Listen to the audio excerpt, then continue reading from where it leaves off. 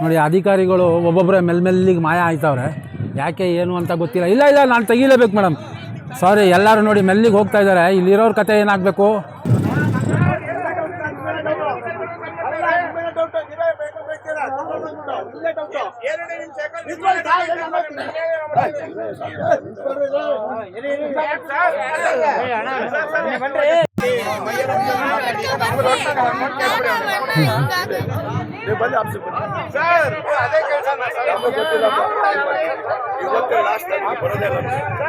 ನಮಸ್ಕಾರ ಸ್ನೇಹಿತರೆ, ಇವತ್ತು DBS ಚಾನಲಿಂದ ಒಂದು ದೊಡ್ಡದಾದಂಥ ವಿಜಯೋತ್ಸವ ತೋರಿಸ್ಬೇಕು ಅಂತ ನಾನು ನೆಲಗುಲಿಗೆ ಬಂದಿದ್ದೆ.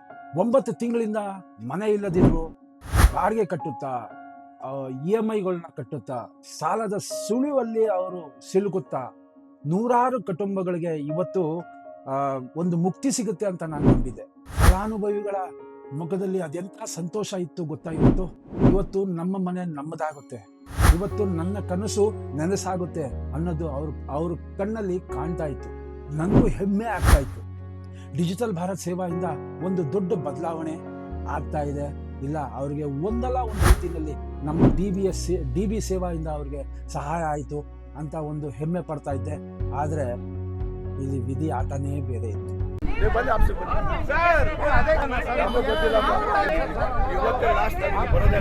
ನೀವು ಬನ್ನಿ ಆಫೀಸ್ ಹತ್ರ, ನಮಗ್ ಗೊತ್ತಿಲ್ಲಪ್ಪ, ಇವತ್ತೇ ಲಾಸ್ಟ್, ನಾನು ಇಲ್ಲಿಗೆ ಬರೋದಿಲ್ಲ. ಹೇಳೋವಂಥ ಉತ್ತರ. ಇನ್ನೊಂದು 2 ನಿಮಿಷ ಅಷ್ಟೇ. 2 ನಿಮಿಷದಲ್ಲಿ ನಾನು ನೆಲಗುಲಿ ಹತ್ರ ಇರ್ತೀನಿ. ಅಲ್ಲಿ ನಡೆಯೋವಂಥ ವಿಚಾರಗಳನ್ನ ಹೇಳ್ತೀನಿ. ಮಿಸ್ ಮಾಡೋಕ್ಕೆ ಹೋಗಬೇಡಿ, ನೋಡಿ ಪೂರ್ತಿ ಎಪಿಸೋಡು. ಇದರಲ್ಲಿ ನಿಮಗೆ ಅವರ ಕಷ್ಟಪಟ್ಟಿದ್ದು ಲಾಸ್ಟಿಗೆ ಇವಾಗ ಸಿಕ್ಕಿರೋಂಥ ಪ್ರತಿಫಲ ಎರಡೂ ತೋರಿಸ್ತೀನಿ. ಕಾರ್ ಒಳಗಡೆಯಿಂದ ತೆಗಿತಾ ಇರೋದು, ಅದಕ್ಕೋಸ್ಕರ ಈ ಥರ. ಈಗ ನೆಲಗುಲಿನಲ್ಲಿ ಇವತ್ತು ಕೀ ಹಂಚಿಕೆ. ಓಕೆ, ಯಾರ್ಯಾರು ಕಷ್ಟಪಟ್ಟಿದ್ದಾರೆ ಅವ್ರಿಗೆ ಪ್ರತಿಫಲವಾಗಿ ಇವತ್ತು ಅವ್ರಿಗೆ ಕೀ ಹಂಚಿಕೆ ಆಗುತ್ತೆ. ಇದೀನಿ ನೆಲಗುಲಿ, ಬ್ಯೂಟಿಫುಲ್ ಚಿತ್ರ, ಬ್ಯೂಟಿಫುಲ್ ನೆಲಗುಲಿ. ಈ ಕಡೆ ಇರೋಂಥದ್ದು B ಬ್ಲಾಕು, ಅದ್ರ ಹಿಂದೆ ಇರೋಂಥದ್ದು A ಬ್ಲಾಕು, ಅದರ ಪಕ್ಕ ಇನ್ನೊಂದು ಐತೆ ಇದು A B, ಆ ಕಡೆ C ಐತೆ. ನೋಡಿ ಮಸ್ತ್. ಎಲ್ಲರೂ ಈಗ ಬಂದವ್ರೆ. ನೋಡೋಣ ಯಾರ್ಯಾರು ಬಂದಿದ್ದಾರೆ ಏನು ಎತ್ತ. ಅಧಿಕಾರಿಗಳು ಬಂದರು, ಟೇಬಲ್ ಮೇಲೆ ಕುಂತ್ಕೊಂಡ್ರು, ದಾಖಲೆಗಳಿತ್ತು, ಚೀಲದಲ್ಲಿ ಕೀಗಳಿತ್ತು, ಎಲ್ಲ ಇತ್ತು. ದೊಂಬರಾಟ ಶುರುವಾಯಿತು. ಕಾಣಿಸ್ತಾ ಇದೆ ನೋಡಿ ನೆಲಗುಲಿ, 2 ಗಂಟೆ. ಬ್ಯೂಟಿಫುಲ್.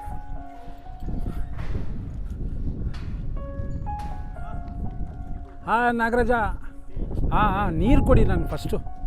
ನಾಗರಾಜಣ್ಣ ಬಂದಾಗೆಲ್ಲ ಕಷ್ಟ ಸುಖ ಮಾತಾಡ್ತಾರೆ.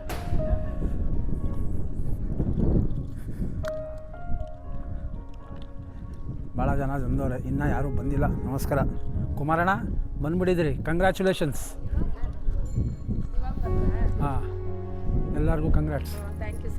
ಬಂತಾ ಎಲ್ಲರಿಗೂ? ಇವಾಗ ಅಪ್ಡೇಟ್ ಮಾಡೋದು ಸರ್. ಆಗತ್ತೆ. ಯಾರ್ಯಾರು ಬಂದವ್ರೆ? ಸಾಹೇಬ್ರೊಬ್ರು ಬಂದವ್ರೆ. ನಮಸ್ಕಾರ. ಓಹೋ, ದೇವ್ರು ಒಳ್ಳೇದು ಮಾಡಲಿ. ಒಟ್ಟಲ್ಲಿ ಒಳ್ಳೇದಾಯಿತು. ನಮಸ್ಕಾರ ಸರ್, ಆರೋಗ್ಯನಾ? ನಮಸ್ತೆ ಮೇಡಮ್. ಭವಾನಿ ಮೇಡಮ್ ಅವರು ಬಂದವ್ರೆ. ಟೋಟಲ್ ಎಷ್ಟು ಜನಕ್ಕೆ ಇವತ್ತು ಕೀ ಕ್ಲಿಯರೆನ್ಸ್ ಆಗುವಂಥ?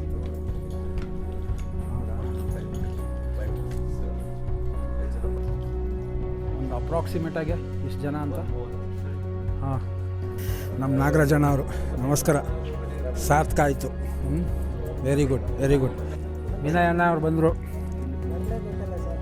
Very good. ಇನ್ನೇನು ಮನೆ ಹಸ್ತಾಂತರ ಆಗಬೇಕು, ಇನ್ನೇನು ಎಲ್ಲರಿಗೂ ಕೀ ಸಿಗಬೇಕು ಅನ್ನೋ ಅಷ್ಟರಲ್ಲೇ ಎಲ್ಲ ಉಲ್ಟಾ ಪಲ್ಟಾ ಆಗೋಯ್ತು. ಒಟ್ಟಲ್ಲಿ ನೆಲಗುಲಿಗೆ ಕೊನೆಗೂ ಕೀ ಸಿಗ್ತಾಯಿದೆ. ಜನಗಳು ಸಂದಣಿ ಸೇರ್ಕೊಂಡಿದ್ದಾರೆ. ನೋಡೋಣ ಏನು ಮಾಡ್ತಾರೆ ಅಂತ. ಬ್ಯೂಟಿಫುಲ್.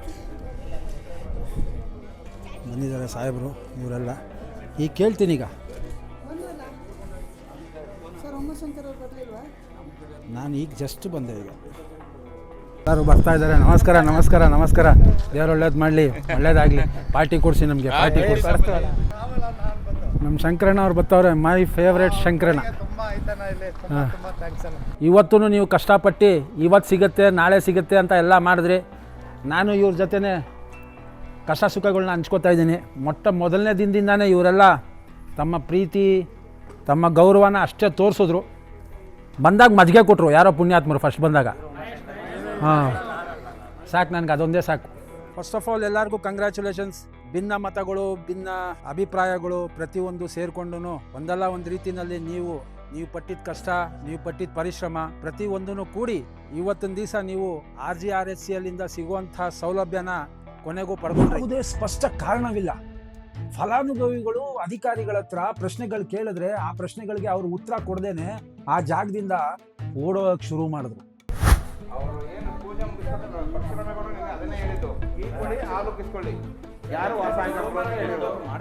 ಹೌದು ಸ್ನೇಹಿತರೆ, ಓಡೋಗಕ್ಕೆ ಶುರು ಮಾಡಿದ್ರು.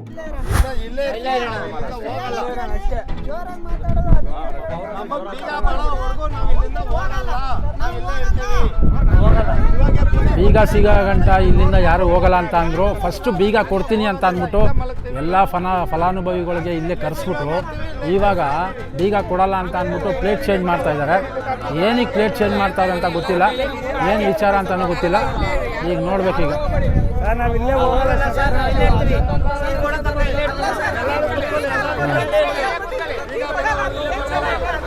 ಅದೇ ಈಗ ನೋಡೋಣ ತಾಳಿ.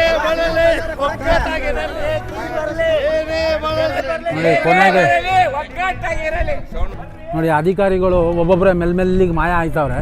ಯಾಕೆ ಏನು ಅಂತ ಗೊತ್ತಿಲ್ಲ. ಇಲ್ಲ ನಾನು ತೆಗಿಲೇಬೇಕು ಮೇಡಮ್, ಸಾರಿ. ಎಲ್ಲರೂ ನೋಡಿ ಮೆಲ್ಲಿಗೆ ಹೋಗ್ತಾ ಇದ್ದಾರೆ. ಇಲ್ಲಿರೋರ ಕತೆ ಏನಾಗಬೇಕು? ಹಾಂ, ಕೊಡಲ್ಲ ಅಂತ ಅಂದರೆ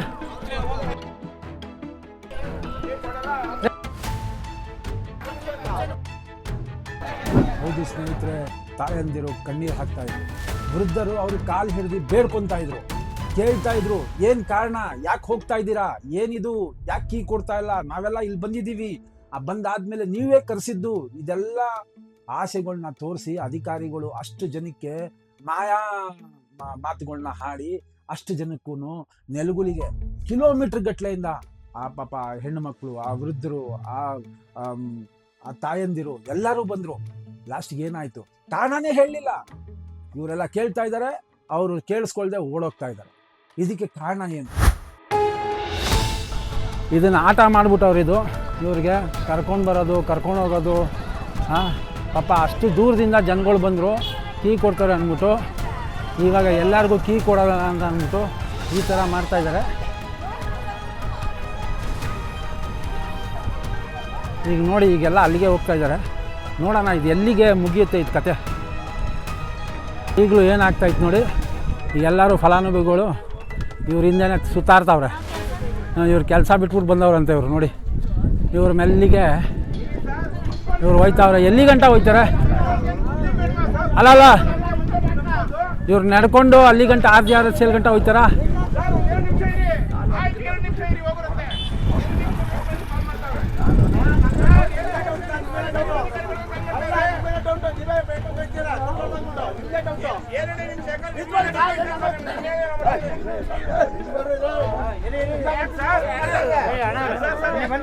ಗಲಾಟೆಗಳು ಆಗ್ತೈತೆ.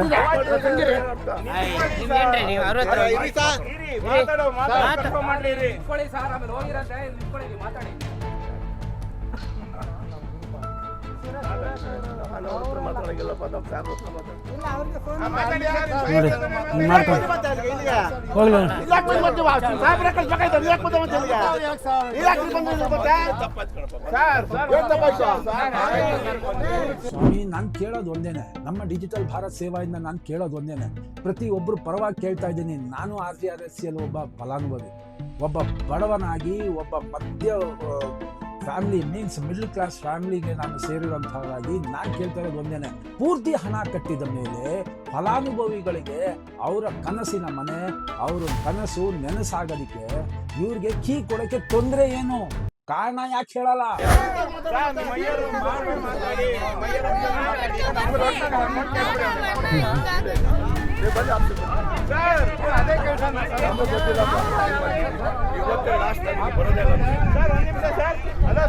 RGRSCಯಲ್ಲಿ ಇರುವಂತಹ ಅಧಿಕಾರಿಗಳಿಗೆ ನಾನು ಕೇಳುವಂಥ ಒಂದೇ ಒಂದು ಪ್ರಶ್ನೆ, ಒಬ್ಬ ಬಡವನ ಸಂಪಾದನೆ, ಪೂರ್ತಿ ಜೀವನದ ಸಂಪಾದನೆ ಕೂಡಿ ಒಪ್ಸಿದನಲ್ಲ, ಅದಕ್ಕೆ ಕೊಡುವಂತಹ ಬೆಲೆ ಇದೇನಾ?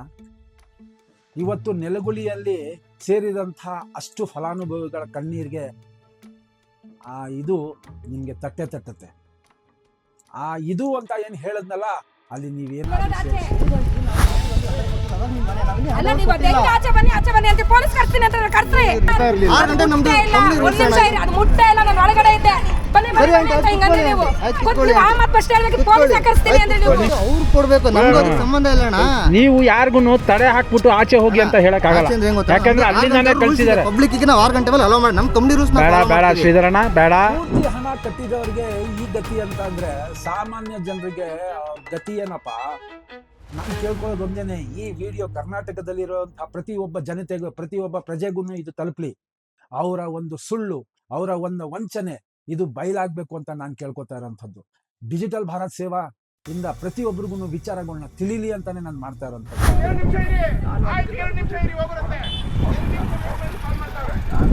ಸತ್ಯದ ಪರವಾಗಿ ನಮ್ಮ ಹೋರಾಟ ನಿಲ್ಲೋದಿಲ್ಲ. ಇನ್ನು ಮುಂದಿನ ಸಂಚಿಕೆನಲ್ಲೂ ಇದ್ರ ಬಗ್ಗೆ ವಿಚಾರಗಳನ್ನ ಹೇಳ್ತೀನಿ.